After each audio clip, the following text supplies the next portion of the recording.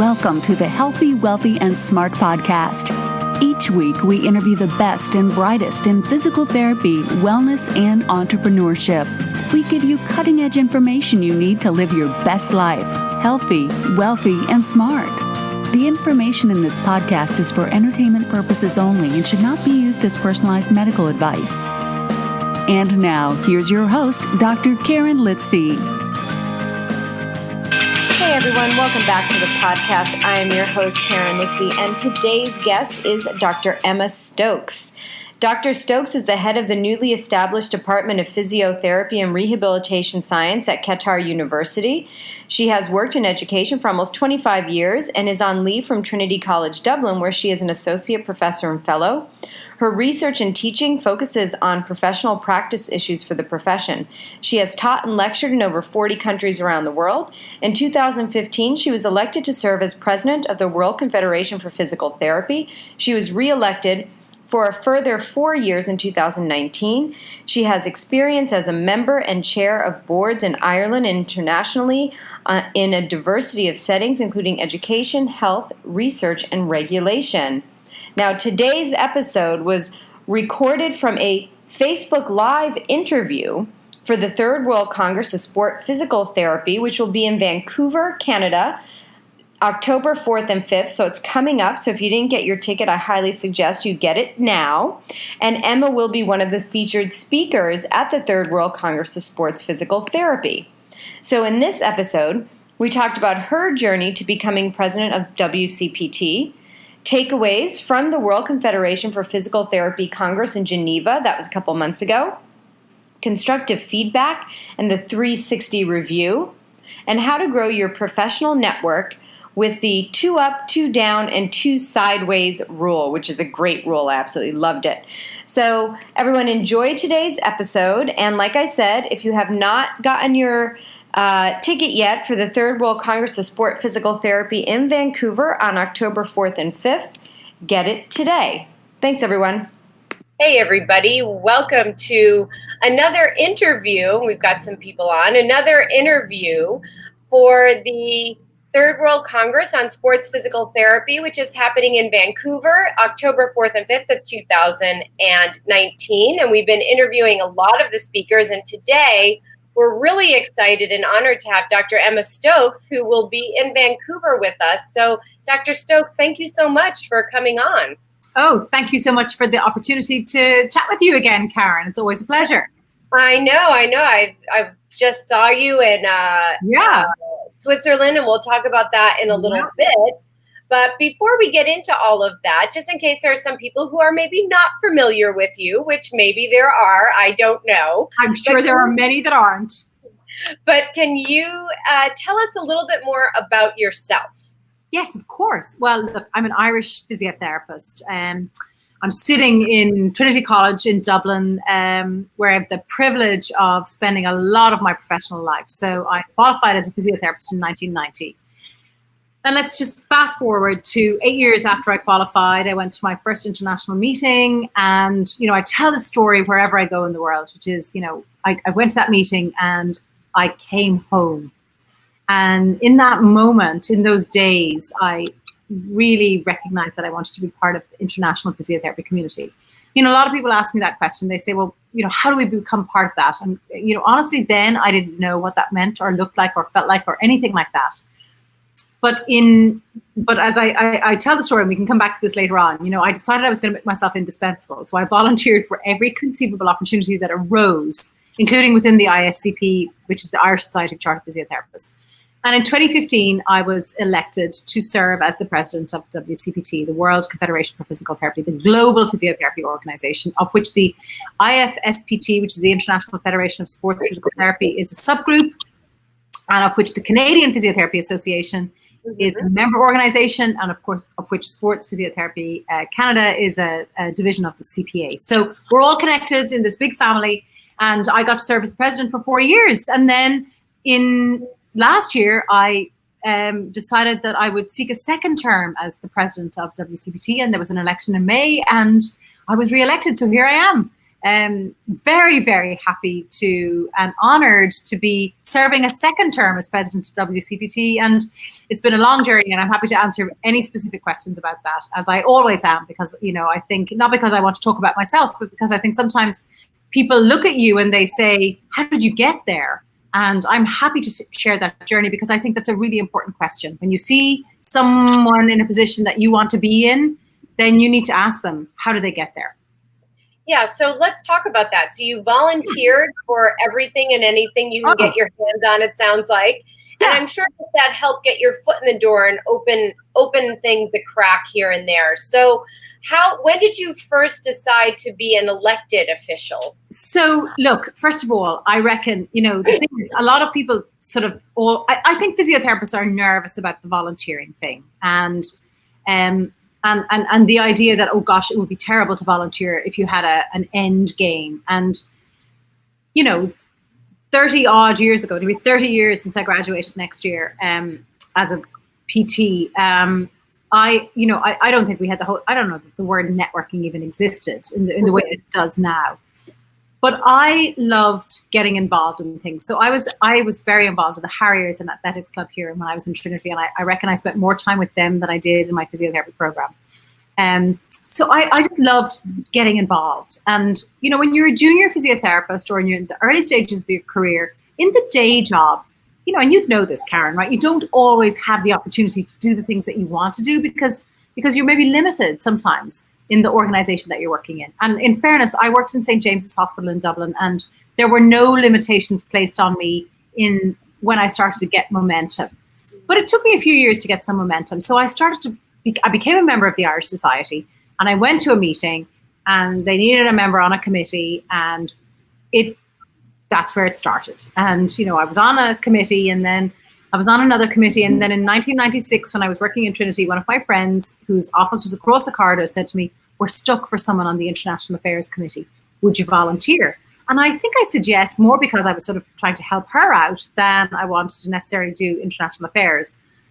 And then, it started. I knew then that global physiotherapy was where I think maybe I was struggling to find my place in the Irish physiotherapy world, or maybe the clinical physiotherapy world, rather than the Irish physiotherapy world, the clinical physiotherapy world.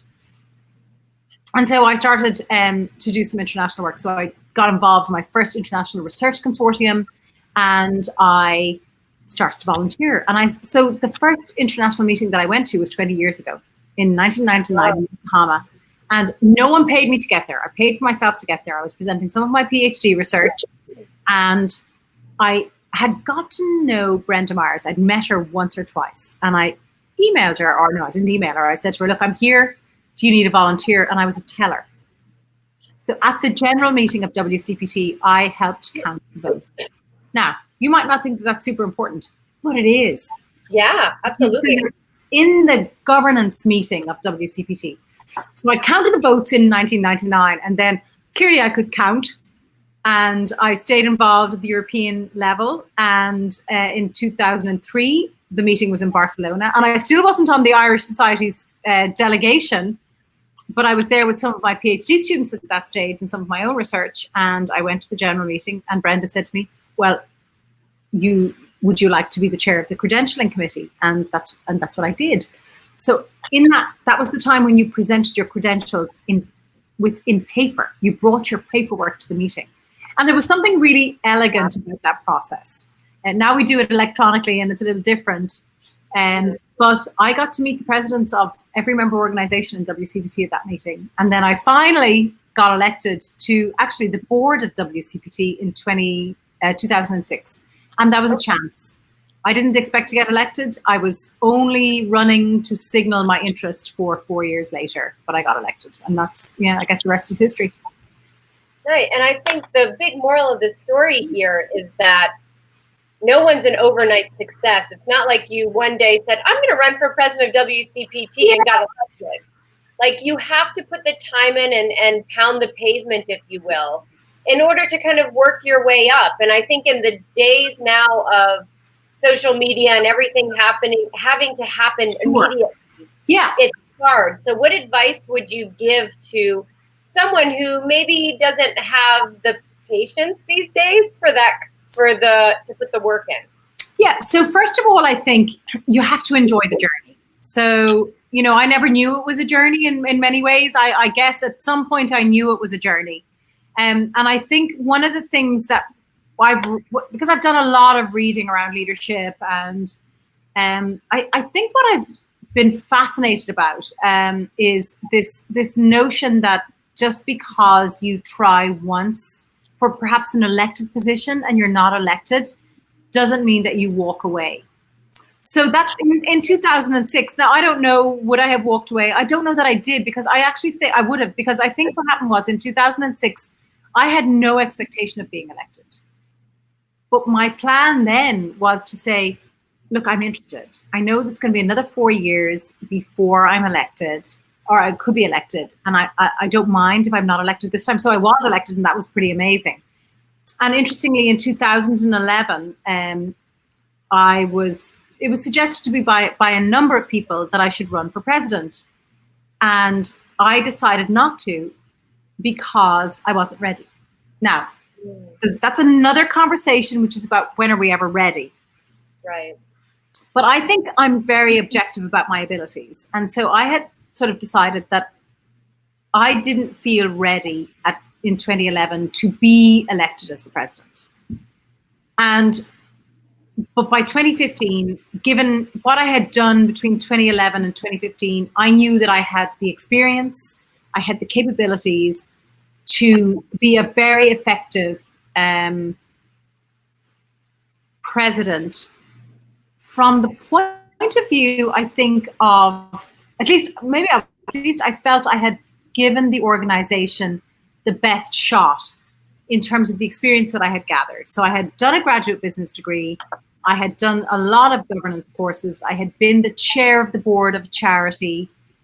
And I just felt, I felt from a self-efficacy perspective, and we talk about this about our patients all the time, I felt confident going in that notwithstanding what needed to be done, I was confident that I was able to definitely demonstrate that I had the experience to be the chair of the board of a charity based in the United Kingdom, which is what WCPT is from a governance perspective.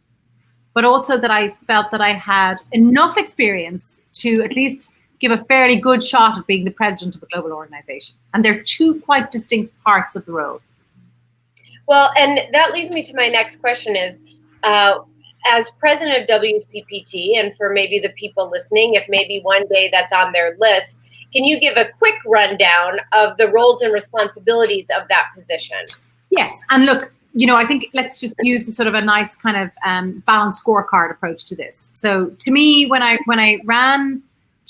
sought to be elected as president in 2015, I said I would look in, I would look out, I would look to the future. And then I had a little small part of the balanced scorecard, which is, that quadrant system, which was about inspiring.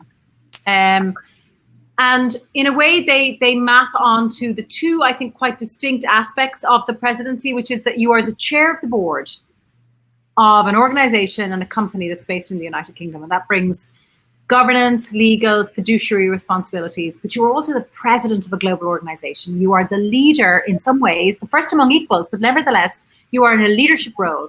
And my perspective on that is, my job is to bring people together in the global community. And that's whether it's the physiotherapy part of the global community or the wider collaborative part of the global health rehabilitation community. So looking in was about ensuring that the organization, working with the board and staff and our volunteers, was its best version of itself. Looking out was to start looking at who are we working with internationally? What are the international organizations that we're working with? Looking to the future is about leadership. It's about creating the next generation of leaders in physiotherapy.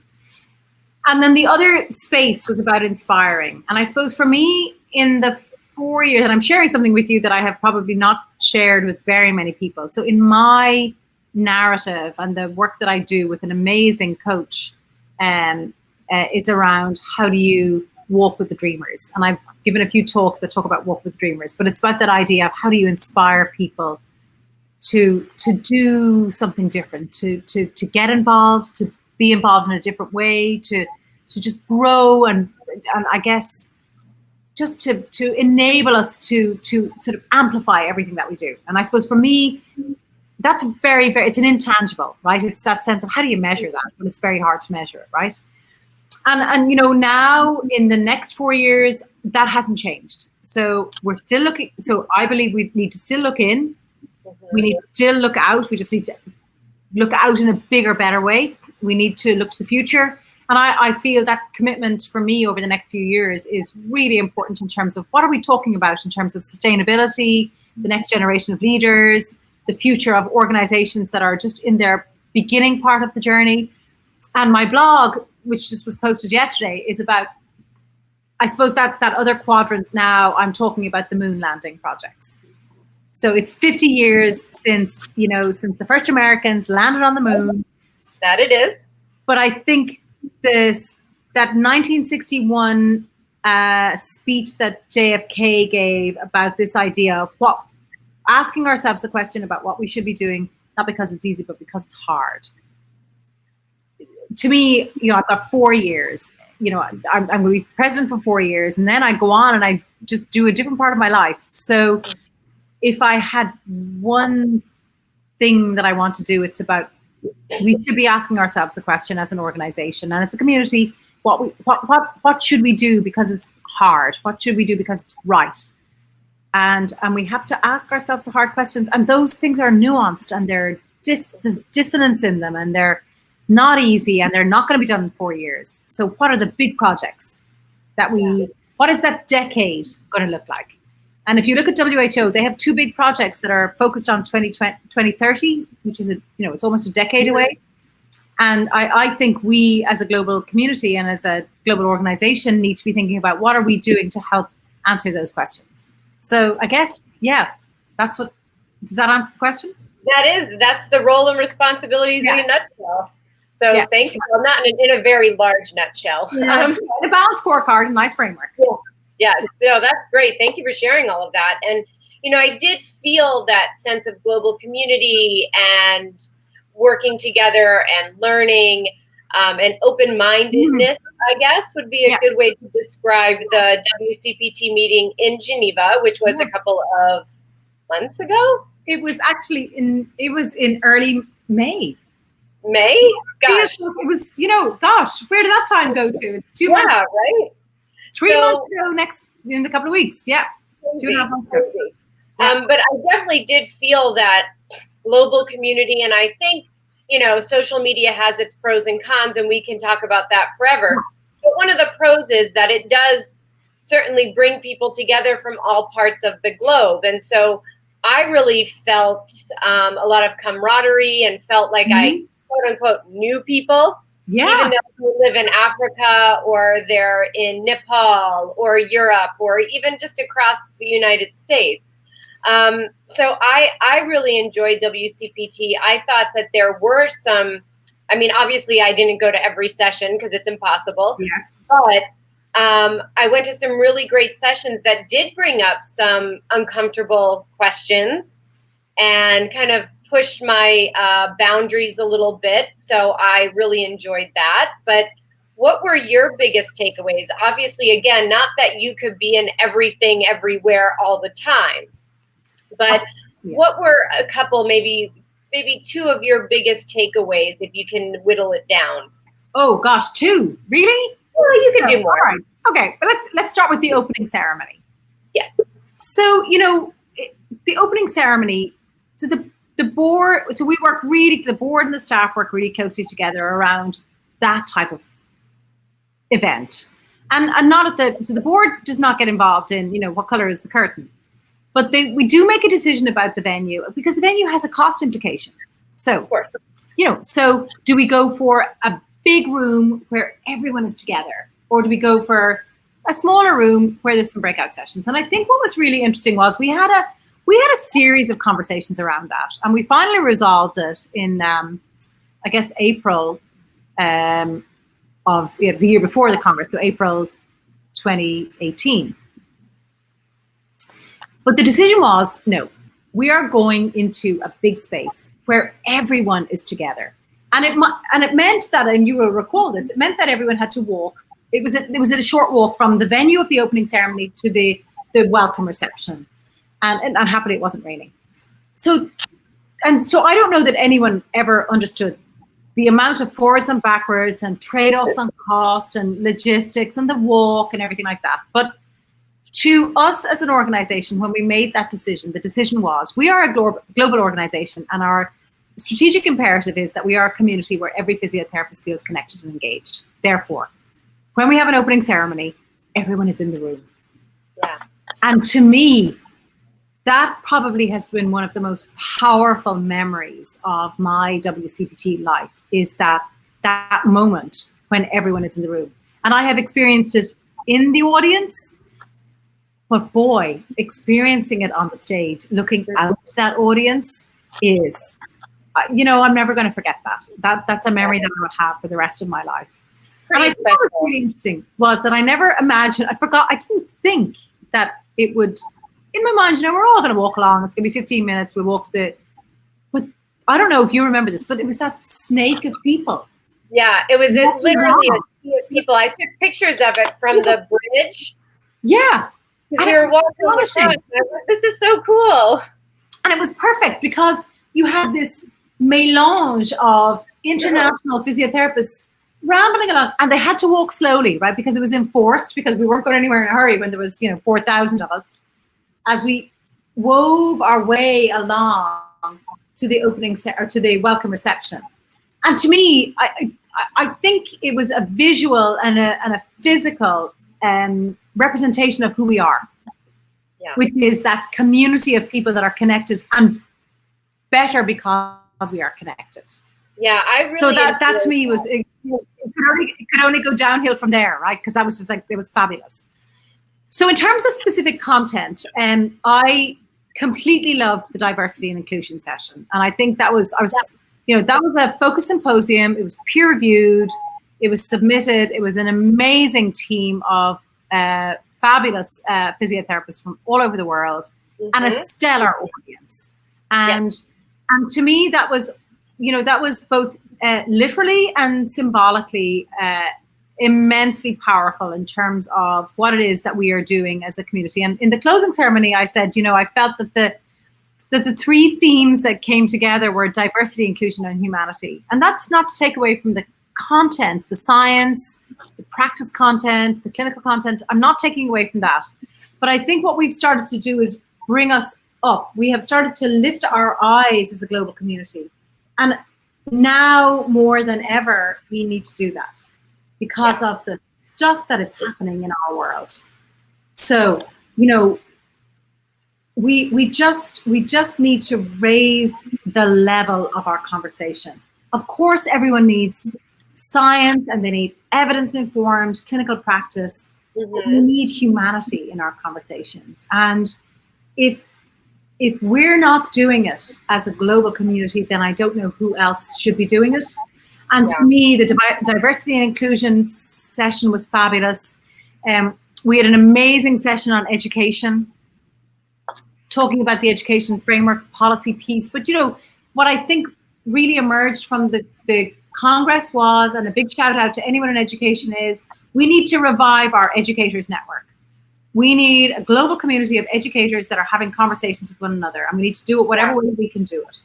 I think the other session that I loved was the advanced practice one, because that's a big conversation, and it's a big conversation that spans not just high income countries, but low middle income countries. If we look to ensuring that we have universal health coverage, then the World Health Organization is talking about this billion level of health workforce shortage, and we are a solution. We're a solution in so many ways, and we need to start having those conversations around how are we the solution.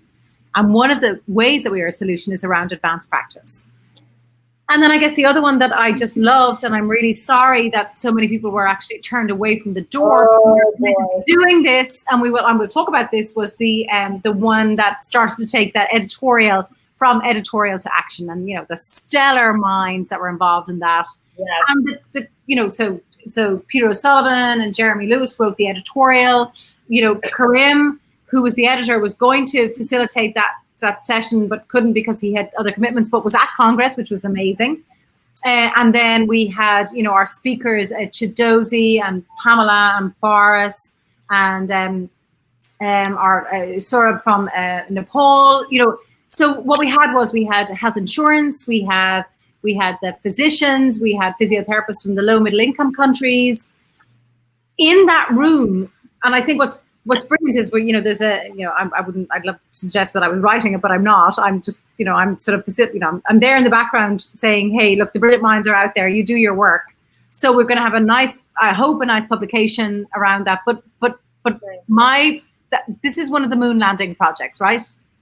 This is, if we want to have this paradigm shift, what does WCPT need to be doing in terms of, what does the global community need to be doing? But what can we facilitate around this? This is another moon landing project. What does that look like?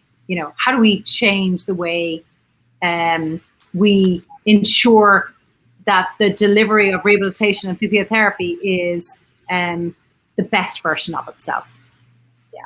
That was definitely a very popular session. And everybody, like afterwards, Peter O'Sullivan was like, "I'm sorry, I didn't know it was going to be that many people there."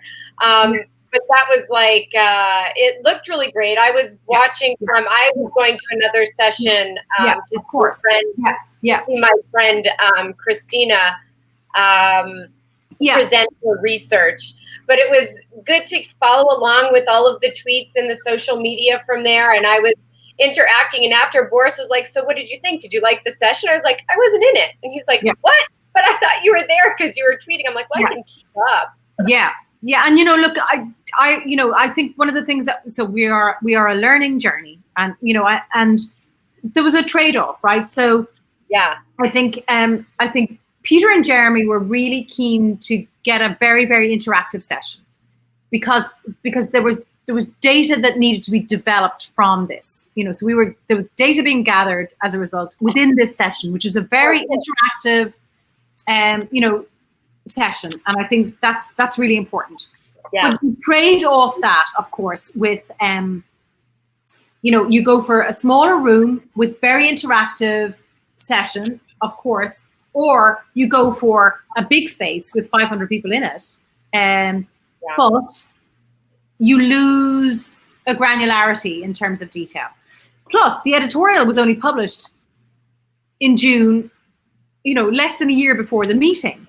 Right. So that's the other thing, right? You're not planning 4 years, because it wasn't 4 years, and so that's where you're trying to do the responsiveness piece, which is, a hot editorial, which was big on big ideas. And so the conversation then is, well, it's, of course, that's the choice of the editorial, which is big ideas. Now let's just talk about enactment. What does that look like in terms, well, A, can it work beyond high income countries, but B, what does it look like in terms of the next steps? So it is, I acknowledge that was a big challenge, and there was a lot of people who were very disappointed, but it wasn't a keynote session. It was a session that was around from editorial to action. It was a networking session. Yeah, exactly. It needed to be a granular session. Yeah. We should talk about, how do we keep that conversation going? And that's where I think things like the meeting in the conference in Vancouver, IFSPT a year later, then Congress the year after that, starts to allow us to start a plan for those conversations to move forward. Yeah, and I think that's a good thing to hopefully bring to Vancouver and allow people to see, well, what did come out of that session at WCPT, and then how can we expand on that? Exactly. Well, good. So let's shift gears quickly. Yeah, sure. And you kind of alluded to your research earlier, and that you started your research in the 90s. Yeah. Oh gosh. Yeah. A long time ago. Okay. And I know that a lot of your research centers around leadership. So can you talk a little bit about your research, number one? Yeah. And then number two, how does that research kind of guide you in your day-to-day function within your job and your position? Yeah, so initially my research was very clinically based research, and then in 2010, I made a decision. So first of all, let's put it out there. I'm not a researcher, right? So I'm not going to be anyone ever with a high H index. That does not give me joy in my life. My joy is around amplifying other people's research, which is why, my joy is around saying that editorial was amazing. Now let's see how we can get it to the next steps. But nevertheless, I am an academic, and therefore it's really important that my research informs my teaching. We are a research-led institution, both here in Trinity, but also where I'm working now at Qatar University. And so it's really important that when we teach, our research informs our teaching. So in 2010, I had an amazing opportunity to take a sabbatical. I'd finished my graduate business degree. I'd suddenly discovered that you could actually learn about leadership. And I had suddenly thought, hey, you know what? Let's look at what's happening in physiotherapy research and leadership. Answer, nothing at all. Not a lot. No, not a lot at all. And then you ask yourself the question, well, that's fine. Do we need to be doing research in leadership and physiotherapy? And the answer is actually, interestingly, we do. Because a lot of research, because we know obviously more and more about leadership is that leadership is context specific. So it's very contextually informed. It's also very contingent around, what you do on a day-to-day basis. But increasingly the conversation around leadership in healthcare is leadership is not a role, it's a mindset, right? You can lead from the edges. What about transformational leadership? It's moving from the transactional nature to the transformational. And so that's what I was doing. If you think about it, my practice in physiotherapy was around, working with organizations in either leadership roles or being part of other people who were leading projects and, being in the followership role or the participant role. And so I made probably what's a career limiting decision, which is that I actually stopped doing clinical research. And said, okay, my research now is around professional practice issues. I will research what I practice, and my practice is global physiotherapy, right? So my practice is, I worked on that year in my sabbatical with Tracy Burry around direct access, and we did a global. We're now looking at sort of processing the results of a really interesting survey around advanced practice and a global survey around that. And so now I'm not the doer. I'm the person who's part of a team. And the next generation of fantastic researchers are doing the research. So I want to give a big shout out to Litzy.Hey, who's doing amazing work on the Advanced Practice Survey, and also Emer McGowan, who has done, she was my PhD student and my postdoc, and she's done a huge amount of the research around leadership. And I've had the privilege of being along for the ride, which is fabulous. And that's what you get to do as a PhD supervisor. So that's wonderful. And so the research has been around leadership and physiotherapy, but we've worked around with the global community around some of the research that's happening. And there's very little in physiotherapy, and that's a shame. But actually what's interesting is there's more and more, and that's good. There's a huge canon of research around leadership in nursing and for doctors, but they come from their provenance is different. And so I don't think we should underestimate doing a lot of really good research around understanding the physiotherapy perspective and understanding and enactment of leadership, because I think that helps us start to understand where we might have some weaknesses or some behaviors where we're reluctant to get involved. And I suppose that for me is around how do we have those conversations, both from a research perspective, but also from a day-to-day practice perspective. Right. And then you kind of answered the question of how does it affect your day-to-day leadership abilities? And I think you just answered that, because you're finding your weaknesses as a whole within the profession. And I'm sure that can make you a little more introspective to see if you're either contributing to those weaknesses or helping to overcome them. Yeah, absolutely. No, I think you're absolutely right. I did a really interesting thing just before I finished my first term as president. And I don't know if you've done this or if anyone has, but I did a 360. So I had 11 people do the leadership practices inventory. So I did it, and then 11 observers did it. And then 4 people did in-depth interviews. Oh, let me tell you. So first of all, I'm indebted to the 11 people who participated and who gave of their time to do the leadership practices inventory about me, but also the 4 people who did in-depth interviews. And they were, so they were people within and external to the global physiotherapy community. And, oh, gee, that was interesting. That was, I learned a lot about myself, and interestingly, I'd done a reflection beforehand, sort of predicting what they might say. And there were no surprises. There was a lot of reinforcement. And, so I obviously, and you do the thing, right? The 80-20 thing, which is you focus on the 20% of stuff that you're not best at. Of course. I had focused on that, and I was, so there was no surprises. But nevertheless, it is salutary to hear people say it about you. And, and across, so this wasn't 2 or 3 people. This was 11 people saying similar things about me. And I've just spent 2 weeks with my family, way more time with my family than I've spent in a long time. And I'm like, oh yeah, I see where that comes from. Oh, how interesting. So I've done a 360 with my colleagues, and I've spent 2 weeks with my family, and I get it. When you're shopping with your nieces who are 7 and 9, and they're saying, I think we should buy a to-do list notebook. And I'm like, well, do you think I need one? Oh yeah, you'll definitely use a to-do list notebook. I'm like, okay, all right. So they're 7 and 9, and they're seeing the list already, so it's fascinating. So I think I think for me, it's about where do the data points come from, and ensuring that you get them from people who will tell you the truth in a trusting, positive way. And so I do the research, and then I do the granular stuff, which is hard, but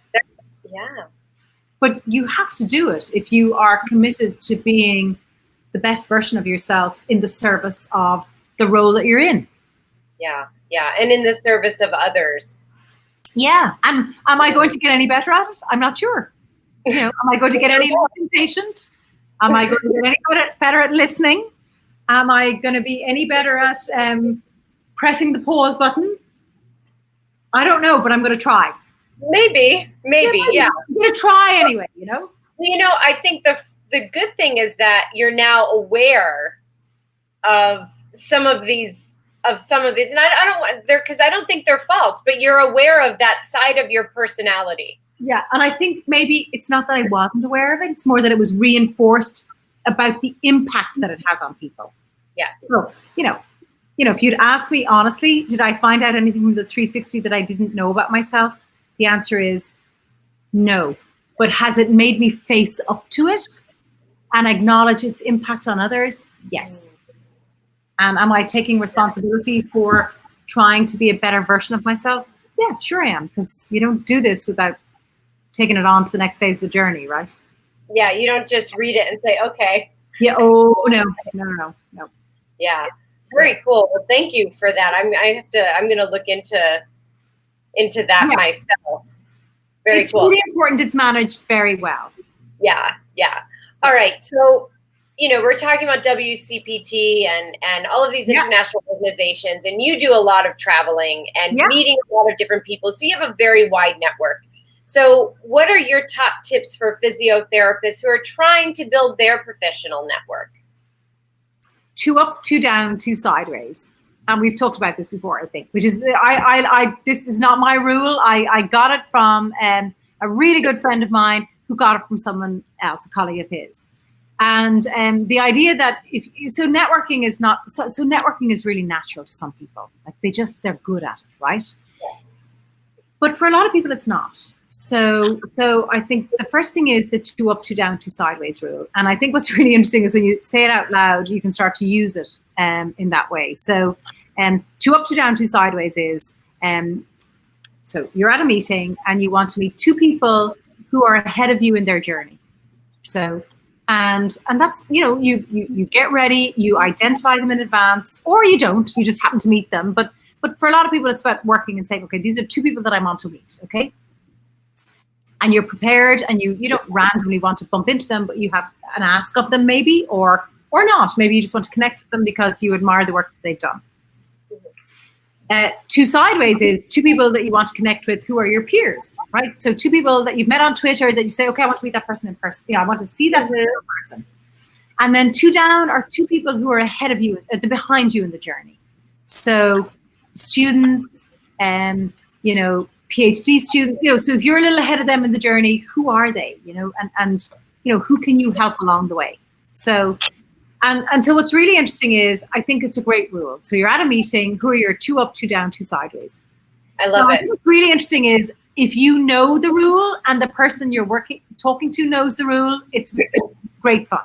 So I was at a meeting where a physiotherapist came up to me and said, have you done your two? So I had talked about this in a lecture a few months beforehand, and he came up and he said, have you done your 2 down yet?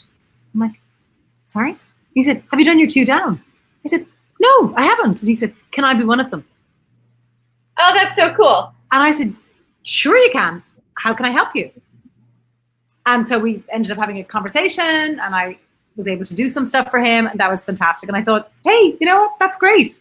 So that's the first one. That's I think it's fantastic. So plan for your 2 up, 2 down, 2 sideways, or be ready for your 2 up, 2 down, 2 sideways. And I still do that. I mean, I still think about, okay, who are the 2 people in this world that are going to be helpful for WCPT? Who do I need to interact with? And I don't necessarily always know who they are now, but it's in that moment I'm like, okay, I've got my card ready. Let me tell you who I am. Do you think I can connect with you about this conversation or this presentation that you made? So the other thing then is about looking around the room. And I think this is both as someone who wants to network, but also someone who's potentially in a situation where you can open the circle. So it's about physically looking at the room. It was a great piece of advice that I got. Sorry, I'm just going to take a little drink. Yeah, sure. A great piece of information I got, which is when circles are closed. So if it's me, you, and one other person, and we're in a huddle, that's very hard for someone to come into. And sometimes that's okay, because sometimes you are having a meeting and you don't necessarily, you need to have that conversation. But also sometimes it's about how do we keep that circle open to welcome someone in, or if you see someone on the periphery, to bring them in. Yep. So it's about the physicality of the space. So that, and so sometimes it's about being polite and saying, look, oh, are you having a meeting? Or and sometimes people are having a meeting, right? They are genuinely saying, look, we're actually having a conversation. But sometimes it's about looking around the room where you see the open spaces and coming in and saying, oh, hello, I'm so-and-so, knowing that circle is open to have someone come in. Yeah. But also I think as people who are in spaces, recognizing if you see someone out of the corner of your eye who might be hovering, have the generosity to bring them in and say, oh, hey, did you want to join us? Well, and sometimes, so for me, a lot of the time what I do is I bring someone in because I know they might want to connect with someone, and I say, okay, you guys are connected. I'm going to lead you to it, and I'm going to move on. Yeah, I feel like Karim Khan is the king of that, by the way. Oh, yeah, absolutely. Absolutely. The king of like, oh, did you want to come with me? This is it. Okay. Yeah, absolutely. Let me introduce you. Exactly. Yeah, exactly. Absolutely. Like, he is the king of connecting people like that at different conferences. He's done that for me so many times, and I don't know how. I'm always like, what can I do for this man? Because I feel like he's done so much. And he is. Yeah, he's so good, and I love the 2 up, 2 down, 2 sideways. I'm going to remember that when I go to Vancouver. Yeah, it's a great rule, and maybe we need to produce a little card, 2 up, 2 down, like a dance card. Oh, that's a good idea. Maybe we can do that for Sports Congress. Ooh, I'm definitely doing that. And like the dance card. Yes. Oh, that's such a good idea. I'm stealing that. Sideways. We could do a nice image of it, right? Yes, that's such a great idea. Yeah. And then maybe one of the sponsors or one of the because they could have a little piece of the sponsorship piece at the back. Yeah, absolutely. Well, I know that, Chris is listening in on this, so I'm sure. Shout out to a sponsor. Yes, get these cards made for everyone. Let's go offline on that conversation, because I think I might have an idea. Ooh, and then if you really want people to kind of get into it, you can kind of fill it out with the person's name and then hand it in and win a prize at the end. Precisely. And so look, let's go offline on this one. I think I have some nice ideas about this. Okay. Yeah. All right. And I love the bringing someone in. And when we were in Switzerland, Christina Lee that I was with, and we had met in Copenhagen at Sports Congress and decided that we could all stay together at WCPT. And we were just walking around, and she gave me a compliment that no one's ever given me before, but it might have been one of the best compliments I've ever received. And she's like, you are so good at making sure people are involved in conversations. Like, you're so good at bringing people in, and you're so good if someone's not saying anything, of, making sure there's space for them. She's like, so I'm learning from that. That is fantastic. And it is a great gift of yours, because you are so present in the moment when we're having conversations. So you're very sensitized, I think, to the people in the room or the space that we're in. So you do connect people in a way that is fantastic, and it's a huge gift. And I think the fact that you don't even notice that you're doing it means that it's a great gift for you. I think sometimes, and that's, that is wonderful. I think so you have, you've internalized that as probably just a natural part of who you are. And I think for other people, it might not be intuitive, but it's a great thing to remember. And the other thing to remember is the 20-second rule or the 2-minute rule. Have the rule, which is, you and I, we meet people all over the world, and people meet people all over the world, right? And you're never necessarily going to remember everyone's name. So I have a rule, which is if I'm standing chatting to someone and the person I'm with who knows me hasn't been introduced within 30 seconds, the cue is introduce yourself, because either A, I've forgotten because I'm so taken up in the conversation. It's not beyond the bounds of belief. It happens very regularly. Or secondly, I've had that moment where I'm suddenly thinking, I don't know that I remember this person's name, or I'm not sure enough that I remember their full name. So just introduce yourself. So if you're with me and we're in a conversation, you will always do it, right? You'll say, oh, hey, I'm Karen. She's forgotten to introduce me. That's fine. But it's also it's a very polite way of getting over that moment of A, she's forgotten because she's taken up with the conversation, or B, she hasn't done it because she's suddenly thinking, I'm having a panic. I remember exactly where I met the person. And I remember their name. And, sometimes I can't. And I put my hand up and say I can't. But I can usually remember exactly where I've met the person. Yes. But I won't be sure enough about their name. Yeah, I'm good at faces. And sometimes, like, if I'm with a friend of mine and I see someone, I'm like, oh my gosh, I know this person. I know this about them, but I don't know their name. So when we go up, we'll start chatting, and then I want you to introduce yourself. So I'll preface the person I'm with. I'm like, I might know their backstory. I've read them. I know, but I can't think of their name. Yeah. So, do the 30-second rule, which is when you're with a friend who hasn't introduced you, just introduce yourself. Perfect. All right. So let's talk about Third World Congress. What are you going to be speaking on? So, there you go. I'm going to be speaking on leadership, and how fabulous is that? And look, I'm so excited about being there, and I'm so honored to be invited, because I was invited a couple of years ago, and I wasn't necessarily going to be the president of WCPT again, right? So, and I said to them,